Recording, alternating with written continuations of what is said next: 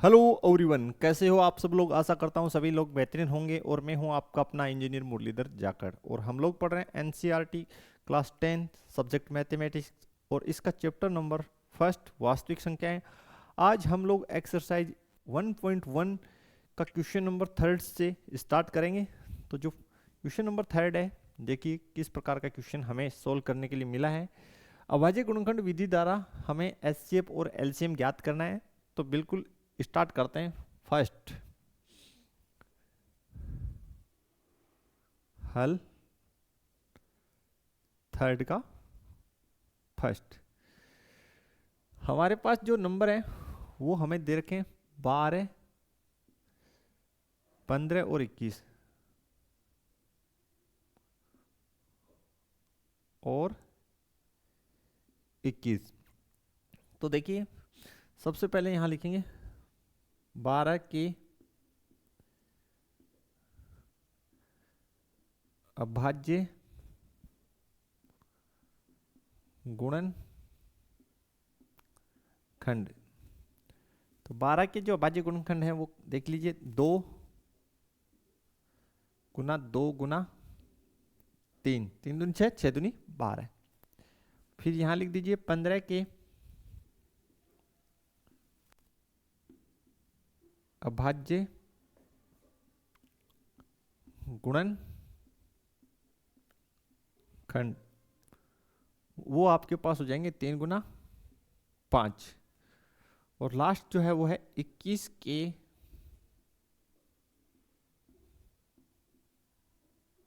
अभाज्य गुणन खंड, जो होंगे 3 गुना 7, 7 या 21। अब आपको ज्ञात करना है एचसीएफ। तो देखिए यहां पे लिखते हैं एचसीएफ। एचसीएफ में हम लोग क्या करते हैं कि भाई जो भी संख्याएं हमें दे रखी होती है, जैसे 2 है या 3 है, जितनी भी संख्याएं, उनमें देखिए कि कौन सी संख्या कॉमन है। 2 इसमें है, इसमें नहीं है।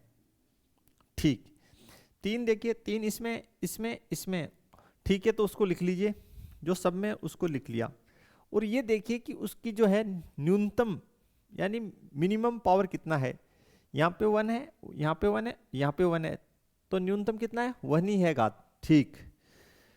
बाकी कोई संख्या तीनों में कॉमन नहीं है, तो एचसीएफ तो आ गया 3। अब बात आती है एलसीएम की। तो सबसे पहले तीनों में जो संख्या कॉमन है उसी को लिख लीजिए। फिर उसका मैक्सिमम पावर लिखिए, यानी अधिकतम घात। यहाँ पे 1, यहाँ पे 1, यहाँ पे 1, तो अधिकतम 1 ही रहेगा। फिर जो बच्चा उनको भी इन्वॉल्व कर लीजिए। तो कौन बच्चा, 2 गुना 2, ठीक है। कौन बच्चा, बोले सर 5, ठीक है। और कौन बच्चा, सॉरी 5 लिखना था, 7 लिख दिया, 5। और यहां पे कौन बच्चा, 7। तो ये हो जाएगा 6, 5 दूनी 10 और 7, 3 दूनी 6, 5 दूनी 10, 7।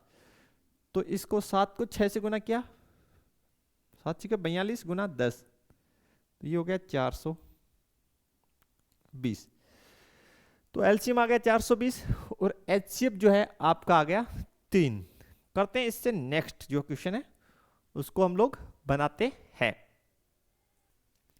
सेकंड पार्ट इसका है, हमारे पास जो है सोल्व करना है, वो दे रखा है थर्ड का सेकंड। और संख्याएं जो हमें दे रखी है वो है 17, 23 और 29। तो सबसे पहले 17 के अभाज्य गुणनखंड आप करेंगे, तो क्या लिख सकते हैं, 17 गुने 1, ज्यादा से ज्यादा, इससे ज्यादा तो इसको लिख ही नहीं सकते। बोला ठीक है सर, ऐसे ही लिख सकते। फिर 23, तो 23 के भी नहीं होंगे, तो ज्यादा से ज्यादा क्या लिख सकते हैं, 23 गुना 1। 29, तो 29 के भी फैक्टर नहीं होंगे, तो इसको भी ज्यादा से ज्यादा क्या लिख सकते हैं, 29 गुना 1। अब एचसीएफ में हम लोग देखते हैं कि भाई तीनों जो हमारे पास संख्या है उनमें कुछ कॉमन है क्या, तो आप कहेंगे सर कुछ भी कॉमन नहीं है। तो बिल्कुल ज़्यादा से ज़्यादा क्या कर सकते हैं, एक कॉमन दिखाई दे रहा है और कुछ नहीं कॉमन दिखाई दे रहा, कि सब में एक तो है गुणा में, सब में गुणा में एक तो है। तो ऐसी संख्याएं जिसमें कुछ भी कॉमन नहीं होता आपस में, उनका एचसीएफ 1 हो जाता है। ठीक, बात रही एलसीएम की। तो एलसीएम में हम लोग क्या करते हैं कि भाई जब कुछ भी कॉमन नहीं होता तो हम जो शेष बची संख्या है उनको गुणा में लिख देते हैं।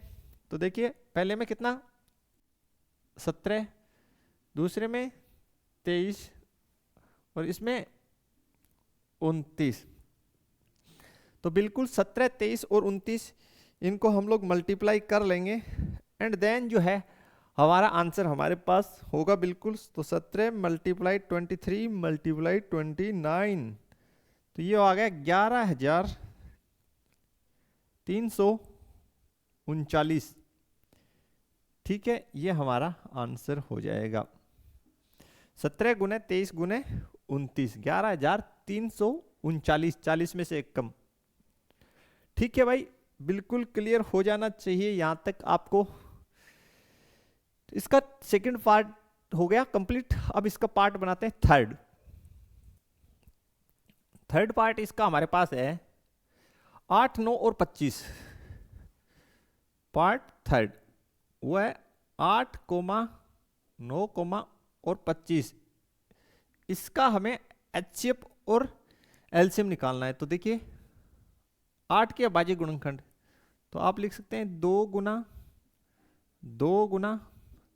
2 यानी 2 की घात 3। 9 को आप लिख सकते हैं 3 गुना 3 यानी 3 की घात 2। 25 के अभाज्य गुणनखंड जब आप करेंगे तो आप लिख सकते हैं 5 गुना 5 यानी 5 की घात 2।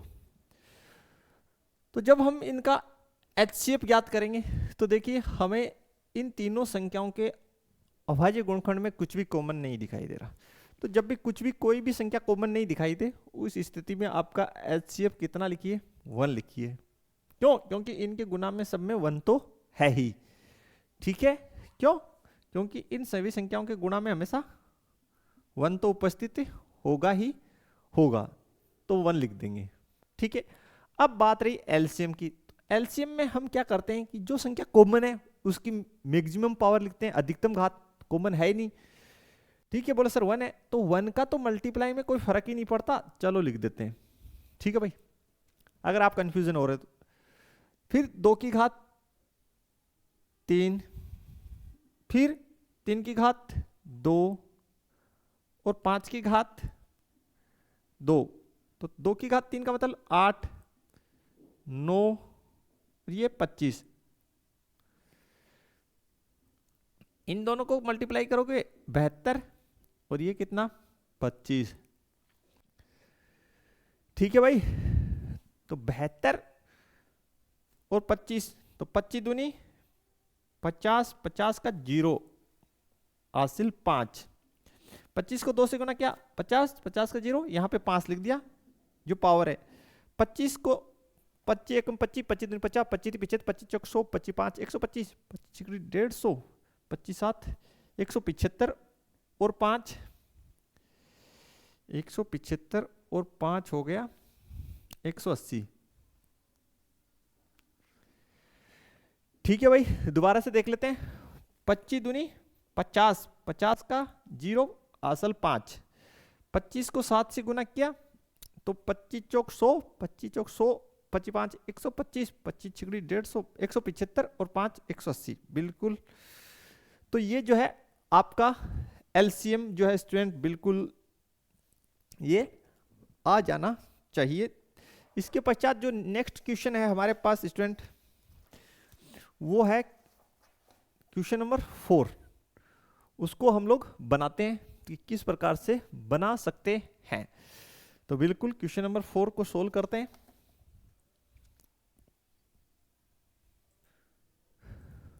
क्वेश्चन नंबर 4 जो है वो हमें दे रखा है कि भाई HCF दो संख्याएं हैं, एक 306 और एक है 657, इनका HCF हमें 9 दे रखा है और हमें LCM ज्ञात करना है। तो बिल्कुल इजी क्वेश्चन है। हल 4। सबसे पहले हम लोग जानते हैं कि दो संख्याओं का गुणनफल A क्रॉस B बराबर HCF गुणा LCM। हमें LCM निकालना है, तो देखिए LCM बराबर हो जाएगा यहां से A क्रॉस B बट्टे HCF।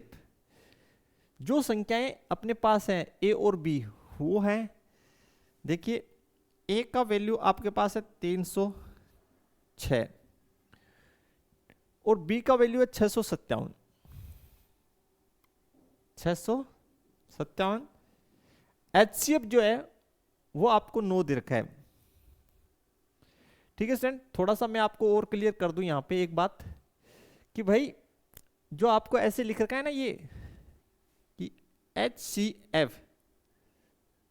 306 कोमा 657, इसका मतलब ये है कि जो HCF है A कोमा B संख्या इसका 9 है। इसका मतलब ये है स्टूडेंट, फिर से समझ लीजिए कि भाई कोष्टक में जो लिख रखा है 306 657, इसका मतलब है ये संख्या A है और ये B है और A और B संख्या का HCF 9 है। HCF कितना है? 9। बस अब देख लीजिए 9 से भाग डालिए किसमें? 306 में, तो 9 27, कितना बचा? 3, आगे 6, तो 9 चौक 36, 34, 657। तो 34 और 657 को आप मल्टीप्लाई कर लीजिए, 34 गुना 657, तो ये आपके पास आ जाएगा 22,338। कितना आ जाएगा? 22,338। बिल्कुल स्टूडेंट, ये आपका राइट आंसर है, इसमें कोई दो राय नहीं है।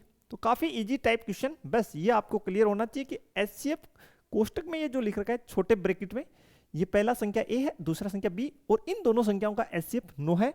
दूसरी बात कि ये फॉर्मूला आपको पता होना चाहिए कि दो संख्याओं का गुणनफल बराबर होता है HCF गुणा LCM के। बढ़ते हैं नेक्स्ट क्वेश्चन की और क्वेश्चन नंबर 5 की तरफ। क्वेश्चन नंबर जो 5 है वो हमें दे रखा है, जांच कीजिए कि क्या प्राकृत संख्या n के लिए 6 की पावर n 0 पर समाप्त होती है। तो क्वेश्चन नंबर 5, ठीक है, सबसे पहले जिस संख्या की जांच करनी है वो हमारे पास है 6 की पावर n, और जो n है वो संबंधित है किससे? नेचुरल नंबर यानी प्राकृत संख्या से। ये हमें दे रखा है। तो सबसे पहले 6 जो है उसके अभाज्य गुणनखंड कर लो, तो आप करोगे 2 गुना 3 और बाहर पावर कितना रहेगा? n। कैसे लिखोगे? चूंकि अभाज्य गुणनखंड में केवल 2 है, 5 नहीं है, 5 नहीं है। अतः संख्या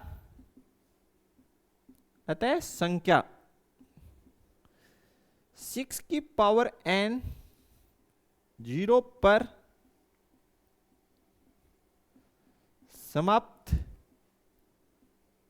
नहीं होती है। यानी किसी भी संख्या के 0 पर समाप्त होने के लिए यह आवश्यक है कि उसके जो अभाज्य गुणनखंड हम बनाएं उसमें 5 और 2 दोनों संख्याएं उपस्थित हो। कौन उपस्थित हो? 5 भी उपस्थित हो और 2 भी उपस्थित हो, देन वो 0 पे समाप्त हो सकती है। जिन बच्चों ने बेसिक का स्टडी नहीं किया वो बेसिक वाला लेक्चर जाके एक बार अच्छे से देख लें ताकि किसी भी प्रकार की कोई समस्या आप लोगों को ना आए। तो बढ़ते हैं क्वेश्चन नंबर 6 की तरफ। क्वेश्चन नंबर 6 है, व्याख्या कीजिए कि ये जो संख्याओं का हमें जो पेयर दे रखा है वो भाज्य संख्याएं हैं और क्यों हैं। ठीक है, बिल्कुल, पहले मैं लिख लेता हूं, फिर व्याख्या हम कर देते हैं। फर्स्ट जो हमें संख्याएं दे रखी है वो दे रखी है 7 गुने 11 गुने 13 प्लस 13। एक तो ये दे रखी है। दूसरा जो पेयर दे रखा है वो हम यहां लिख लेते हैं 7 गुने 6 गुने 7 गुने 6 गुने 5 गुने 4 5 गुने 4 गुने 3 गुने 2 गुने 1 प्लस 5 प्लस 5। ठीक है, मैच कर लेते हैं। 7 6 5 4 7 6 5 4 3 2 1 प्लस 5। और ये भाज्य संख्या है, ये बोल रहा है कि ये जो संख्या है ये भी भाज्य और ये भी भाज्य है। तो स्टूडेंट, हम लोगों ने एक अंक गणित का आधारभूत प्रमेय पढ़ा था कि भाज्य संख्याओं को अभाज्य संख्याओं के गुणनखंड के रूप में व्यक्त किया जा सकता है। तो हम प्रयास करते हैं कि ये जो संख्या दे रखी है, क्या हम इसको अभाज्य संख्याओं के गुणनखंड के रूप में व्यक्त कर पाते हैं। अगर हम कर पाते हैं देन ये संख्याएं क्या होंगी, भाज्य होंगी। देखिए किस प्रकार से सोल्व कर सकते हैं। सबसे पहले इसमें से देखिए 13 कॉमन आ रहा है, आप 13 कॉमन ले लीजिए। तो लिख दीजिए 7 गुने 11, यहां पे कितना हो जाएगा 1। तो इसको लिख दीजिए 13 11 7 77 प्लस 1। तो ये हो गया 13 और कोष्टक में कितना हो गया 78। तो इसको लिख दीजिए 13 गुने 78। अब ये 78 जो है इसके आप अभाज्य गुणनखंड बना लो। किसके, 78 के। तो बना लेते हैं। 2 से भाग दिया, 2 तिया 6 और ये 1 तो 2 ने 18। 3 से दीजिए, 3 एकम 3 3 तिया 9 13। तो कैसे बना दिए, सॉरी यहां बना देते हैं आगे। 13 गुने 78 की जगह लिख रहा हूं 2 गुने 3 गुने 13। इतना आपको क्लियर हो जाना चाहिए बिल्कुल। अब देखिए ये जो संख्या थी इसके जो हमने ये अभाज्य गुणनखंड किए हैं, ये इसमें कोई भी संख्या आपसे पूछूं भाज्य, आप कहेंगे सर नहीं। तो ये सभी अभाज्य संख्याएं, आप कहेंगे सर बिल्कुल है। तो लिख दीजिए चूंकि दी गई संख्या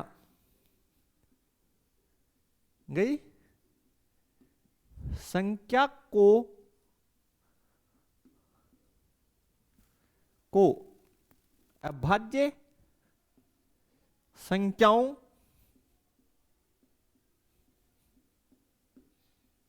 के गुणनखंड के रूप में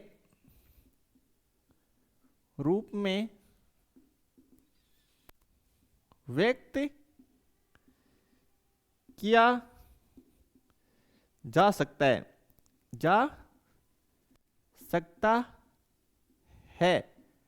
अतः अंक गणित के किसके आधार पे, अंक गणित के आधारभूत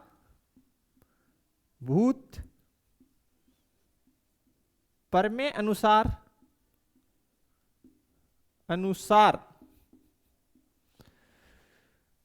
प्रमेय अनुसार दी गई संख्या भाज्य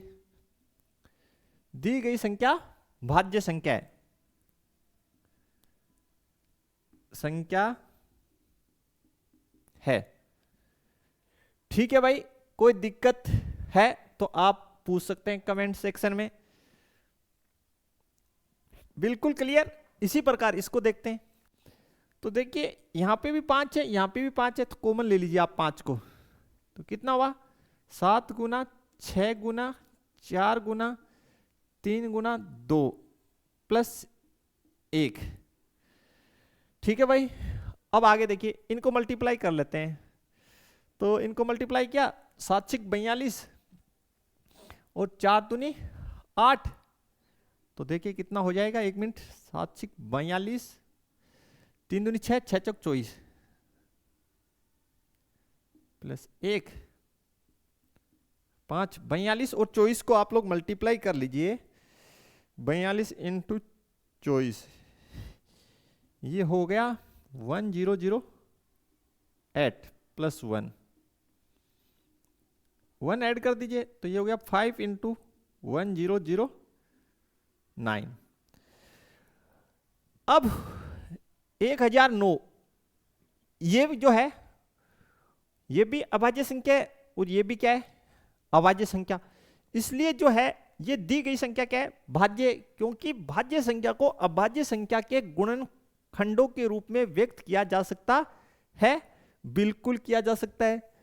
तो स्टूडेंट आपको ये इसके पश्चात, यहाँ के पश्चात जो लैंग्वेज लिखना है वो सेम यही लैंग्वेज लिखना है। दी गई संख्या को भाज्य संख्या के गुणनखंड के रूप में व्यक्त किया जा सकता है, अतः अंकगणित के आधारभूत प्रमेय के अनुसार दी गई संख्या क्या है, आप कहेंगे भाज्य संख्या है। दोनों के अंदर ये सेम लैंग्वेज आपको पुट करना है एग्जाम में। तो बेसिकली हम क्वेश्चन को किस अप्रोच से सोल्व कर सकते हैं। भाई क्वेश्चन दे रखा है, आपको बोले कि दी गई संख्या भाज्य है और क्यों है। तो देखिए भाज्य संख्याएं कौन सी होती है, वे संख्याएं जिनको अभाज्य संख्याओं के गुणनखंड के रूप में व्यक्त किया जा सकता है तो भाज्य होती है। तो बिल्कुल ऐसा हम कर पाने में सक्सेस है।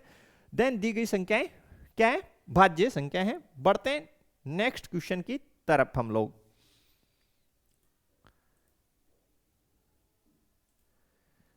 क्वेश्चन नंबर 7 जो है, हमें बोला गया किसी खेल के मैदान के चारों ओर एक वर्ताकार पथ है, यानी जो खेल ग्राउंड है वो वर्ताकार है, या ऐसे बोल सकते हैं कि उसके चारों ओर एक वर्ताकार पाथ है। ठीक है, इस मैदान का एक चक्कर लगाने में सोनिया को 18 मिनट, ठीक है, और इसी मैदान का एक चक्कर लगाने में रवि को 12 मिनट लगते हैं। ठीक है, मान लीजिए वे दोनों एक स्थान और एक ही समय पर चलना प्रारंभ करते हैं, एक ही दिशा में भी चलते हैं। ठीक है, तो कितने समय पश्चात वे पुनः प्रारंभिक स्थान पे मिलेंगे। ठीक, देखिए किस प्रकार हम इस क्वेश्चन को आसानी से बना सकते हैं, थोड़ा सा आपको समझना पड़ेगा स्टूडेंट। मैं यहां पे एक वर्ताकार ग्राउंड बना देता हूं, ये मेरा एक ग्राउंड है। ठीक है, वर्ताकार ग्राउंड है, थोड़ा सा कट रहा है शायद, सेट कर लेते हैं। चलो थोड़ा सा ऊपर बना देते हैं, कट रहा है तो चलिए ऊपर बना लेते हैं। एक वर्ताकार ग्राउंड बना लेते हैं।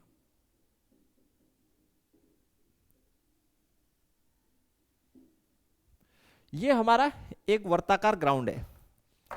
अब मान लेते हैं कि स्टार्टिंग पोजीशन जो है ये प्रारंभिक स्थिति है, यानी स्टार्ट में क्या है कि जो आपकी सोनिया है और रवि दोनों यहीं पे हैं। सोनिया और रवि एक ही स्थान पे खड़े हैं। ठीक, अब दूसरी बात, दोनों एक ही दिशा में दौड़ते हुए जाएंगे, तो मान लेते हैं दोनों के दौड़ने का डायरेक्शन इस वे में दोनों दौड़ रहे हैं। ठीक है भाई, कोई दिक्कत नहीं होना चाहिए, समझ गए होंगे। ठीक, अब पहली बात, सोनिया 18 मिनट लगाती है एक चक्कर लगाने में, तो जब सोनिया यहां से दौड़ना स्टार्ट करेगी और वापस यहां तक आएगी तो एक चक्कर में कितना मिनट लगाएगी, 18 मिनट लगाएगी। बिल्कुल ठीक है, यह बात आपको पता ही है, लिख लेते हैं। सोनिया एक चक्कर पूर्ण करती है, पूर्ण करती है बराबर 18 मिनट। ठीक है, और जो रवि है, रवि एक चक्कर पूर्ण करता है बराबर 12 मिनट। कितना मिनट भैया? 12 मिनट। ध्यान से सुनिए, यहां से सोनिया ने दौड़ना स्टार्ट किया, ऐसे दौड़ते दौड़ते यहां पे वापस आई तो 18 मिनट लग गए। रवि को कितने लगेंगे? 12 मिनट लगेंगे। तो ये क्या कह रहा है? चलना प्रारंभ, एक दिशा में चलते हैं, कितने समय बाद वे पुनः प्रारंभिक स्थान पे मिलेंगे। ठीक है भाई, कितने समय पश्चात मिल सकते हैं? तो भाई जब देखिए सोनिया जो है वो यहां पे पहले 18 मिनट लगे, तो पहले 12 मिनट में ये पूरा कर लेगा। ठीक है, एक चक्कर, ये जो सोनिया है ये एक चक्कर कितने मिनट में पूरा करेगी? 18 में। देखिए दो कितने में पूरा कर सकती है? आप कहेंगे सर ये 36 में कर सकती है। ठीक है ना, बिल्कुल। अब कुछ बच्चे ऐसे सोच रहे होंगे जैसे आप सोचते हैं कि गुरुजी ये 18 मिनट में पूरा करके यहीं खड़ी रहेगी। ठीक है, ये 12 मिनट में इसने पहले पूरा कर लिया, यहां पे आके रुक गई, फिर दूसरा जो, अरे रुकने से कोई मतलब नहीं है इसमें। आप लोग ऐसा मत समझ जाना कि वही वहीं खड़ी होगी चक्कर पूरा करके तो मिल ही जाएंगे। नहीं नहीं, ऐसा नहीं है। ठीक है, वो बात आपको दिमाग में नहीं लानी है। जो बच्चे पूछते रहते हैं कि गुरुजी ये जो सोनिया है ये एक चक्कर 18 मिनट में पूरा करके यहां खड़ी हो जाएगी, नहीं, उससे कोई मतलब नहीं है खड़ा होने से। ठीक है, ये दौड़ते दौड़ते कितने चक्कर में पूरे वापस मिले? तो देखिए ये 12 मिनट में। ठीक, तो पहले कौन कर रहा है? ये कर रही है 12 मिनट में, यानी ये आधा चक्कर पूरा कर रही है 6 मिनट में, और ये 9 मिनट में। ठीक है भाई, यानी पीछे कौन चल रहा है? ठीक है, ये कितने चक्कर लगाएगी? एक 12 मिनट में, दो 24 मिनट में, तीन 36 मिनट में। देखिए ये पहला चक्कर 18 मिनट में, दूसरा चक्कर 36 मिनट में, तीसरा 54 में। ऐसे ही तो लगाएगी। समझिए तरीका क्या रहेगा। अब ये नहीं कि एचसीएफ क्यों निकाला, एलसीएम क्यों निकाला। सही बात है ना कि भाई वास्तव में एचसीएफ क्यों निकाला, एलसीएम क्यों नहीं निकाला। ठीक, ये देखिए ये एक चक्कर 12 मिनट में, दूसरा 24 में, तीसरा 36 में। यस या नो? क्लियर हो गया? तो भैया ये कहां पे मिलेंगे? ध्यान से देखिए, दोनों में देखिए कौन सी जगह मिल सकते हैं। ये यहां पे मिल सकते हैं, यहां ये मिल सकते हैं। इसका मतलब क्या है? इसका मतलब यह है कि जब जो आपकी सोनिया है वो 2 चक्कर पूरे करे और ये रवि है वो तीसरा चक्कर पूरा करेगा, तब ये मिलेंगे, तब ये मिलेंगे। फिर से समझिए, सोनिया एक चक्कर 18 मिनट में पूरा करती है, 2 36 में, 3 54 में, इस प्रकार चलती जाएगी। और रवि पहला चक्कर 12 मिनट में, दूसरा 24 में, तीसरा 36 में। तो जब चक्कर पूर्ण करेगा तो यहीं पे होंगे ना, क्योंकि प्रश्न में लिखा है कितने समय बाद वे पुनः प्रारंभिक स्थान पे मिलेंगे, दौड़ते दौड़ते। समझ गए? ऐसे नहीं है कि एक जना दौड़ के खड़ा हो गया दूसरे को कराए आजा आजा आजा भाई तू भी आजा, ऐसे नहीं मिलेंगे भाई, बिल्कुल ऐसे नहीं मिलेंगे। ये बात दिमाग से क्रॉस कर देना कि भाई दौड़ते दौड़ते दोनों जो है कब से मिलेंगे, वो ध्यान रखना। तो पहले ने एक चक्कर पूर्ण किया सोनिया ने 18 में, फिर इसने 12 में, फिर दूसरा चक्कर सोनिया ने 36 में पूरा कर लिया, इसने 24 में, तो नहीं मिले ना। ठीक है, जब ये तीसरा चक्कर पूर्ण करेगी कौन? रवि, और ये दूसरा चक्कर पूर्ण करेगी, उस स्थिति में मिल जाएंगे। क्लियर है? बिल्कुल क्लियर है। तो इसलिए हम लोग यहां पे क्या निकालेंगे? एलसीएम निकाल लेंगे। क्या निकाल लेंगे स्टूडेंट? एलसीएम। तो बिल्कुल आप लोग सबसे पहले क्या कर लीजिए, 18 का भाज्य गुणनखंड कर लीजिए। किसका? 18 का। तो लिख लीजिए 2 गुना 3 गुना 3, और 12 का भाज्य गुणनखंड कितना होगा? 2 गुना 2 गुना 3, और इसको जमा के लिख लीजिए 2 गुना 3 की घात तो 2 की घात 2 गुना 3। ठीक है, ये चीज आपको एग्जाम में लिखने की आवश्यकता नहीं है, ये मैंने समझाने के लिए लिखी है। और ये भी तो लिख सकते हैं, इसमें कोई दिक्कत नहीं है, लिखें तो और नहीं लिखें तो भी चलेगा। अब यहां पे आप एलसीएम निकाल लीजिए। तो देखिए एलसीएम में हम क्या करते हैं, जो दोनों संख्याएं उनमें देखते हैं कौन कॉमन है, तो 2 कॉमन है, बिल्कुल लिख लेंगे। लेकिन जो संख्या कॉमन है उसका मिनिमम पावर या मैक्सिमम, आप कहेंगे सर मैक्सिमम, तो यहां पे कितना है 1, यहां पे कितना है 2, तो मैक्सिमम कितना है 2। दोनों में 3 भी कॉमन है तो 3 लिख लीजिए। यहां पे पावर 1 है, यहां पे 2 है, मैक्सिमम कौन है 2 यानी अधिकतम, तो ये कितना 4, ये कितना 9, कितना आंसर कितना होगा 36 मिनट, 36 मिनट। और यहां पे भी देख लीजिए 36 मिनट ही आ रहा है। ठीक है, बिल्कुल 36 मिनट ही आ रहा है स्टूडेंट। ठीक है, बिल्कुल क्लियर। दोबारा से देख लीजिए भाई, ये कह रहा है कि भाई 2 बच्चे हैं जो एक वर्ताकार पथ जो एक ग्राउंड की चारों ओर बना हुआ है उस पर दौड़ रहे हैं, दोनों एक ही डायरेक्शन में दौड़ रहे हैं, कितने समय पश्चात मिलेंगे। तो देख लीजिए आपकी जो सोनिया है वो एक चक्कर 18 मिनट में पूरा करती है, दूसरा चक्कर 36 में कर लेगी, तीसरा 54 में। तो रवि, और वो भी वहीं मिलने चाहिए जहां से उन्होंने दौड़ना स्टार्ट किया, तो दौड़ते दौड़ते वो कब मिलेंगे। ठीक है, ये है क्वेश्चन। Clear everyone. तो पहला चक्कर इसने 18 मिनट में, दूसरा 36 में, तीसरा 54 में, किसने सोनिया ने।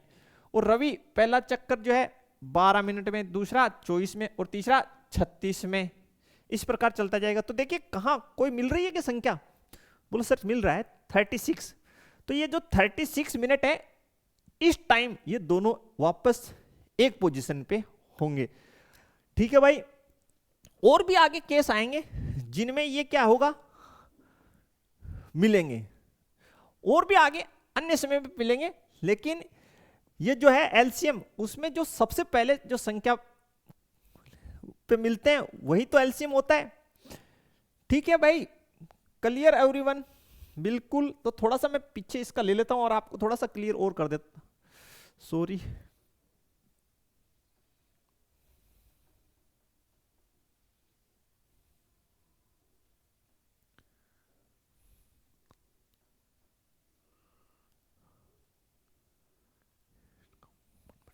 तो देखिए यहां पे हमने लिख रखा है एलसीएम में लीस्ट कॉमन मल्टीपल। भाई लीस्ट कॉमन मल्टीपल का मतलब ही यही है कि भाई जो 18 का गुणा गुणा चल रहा है, 18 गुणा 36, 18 तिया 54, 18 चौक 72, 12 का देखिए 12 12 12 24 12 तिया 36। उनमें सबसे पहले कौन सी संख्या जो दी गई संख्या है उनमें मिल जाए लीस्ट यानी कम में, मल्टीपल यानी गुणांक, तो कौन सा मिल रहा है गुणांक जो पहले मिल रहा है वो 36 है। यही एलसीएम का मतलब होता है कि लीस्ट कॉमन मल्टीपल, यानी जो संख्या सबसे पहले गुणा में आपस में मिल जाए, वही तो एलसीएम होता है। बिल्कुल वही होता है। बोला सर इसका मतलब देखिए हम एक उदाहरण और ले लेते हैं छोटा सा और आपको क्लियर कर देते हैं आज।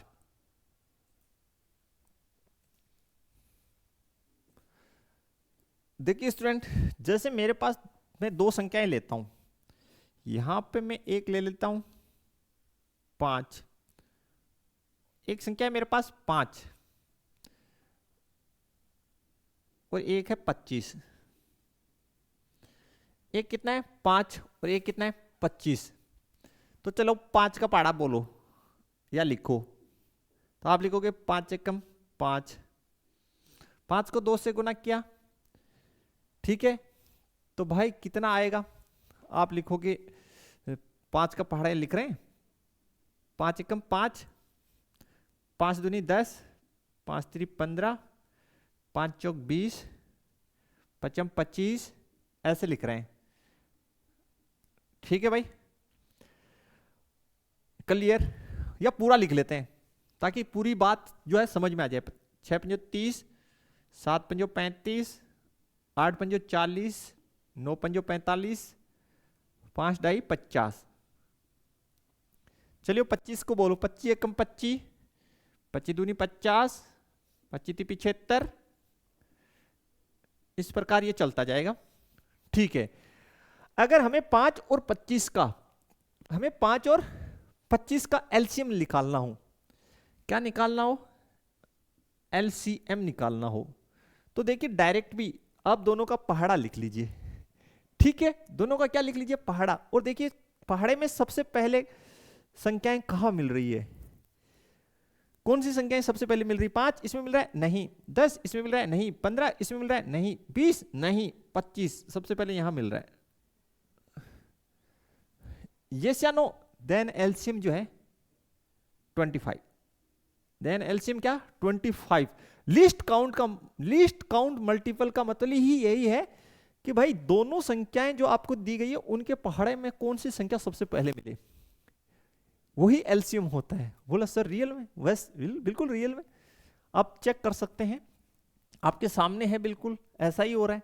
और आप ऐसे वैसे अगर आप सामान्य मेथड में कैसे निकालते हैं कि भाई 5 का भाज्य गुणनखंड कितना होगा, 5 गुना 1, और 25 का 5 गुना 5 यानी 5 का वर्ग। और हम लोग एलसीएम में क्या बोलते हैं कि भाई दोनों संख्याओं में जो कॉमन है, कौन है, 5 कॉमन है, उसका अधिकतम घात लिखिए, 2 है तो 25। वैसे ही तो निकला है, बिल्कुल वैसे ही निकलता है, इसका रियल मतलब यही होता है। तो आशा करते हैं स्टूडेंट आपको आज का लेक्चर जो है वो समझ में आया होगा, अच्छा लगा होगा। मिलते हैं नेक्स्ट लेक्चर में नेक्स्ट चैप्टर के साथ, तब तक के लिए थैंक्स, धन्यवाद, जय हिंद, जय भारत।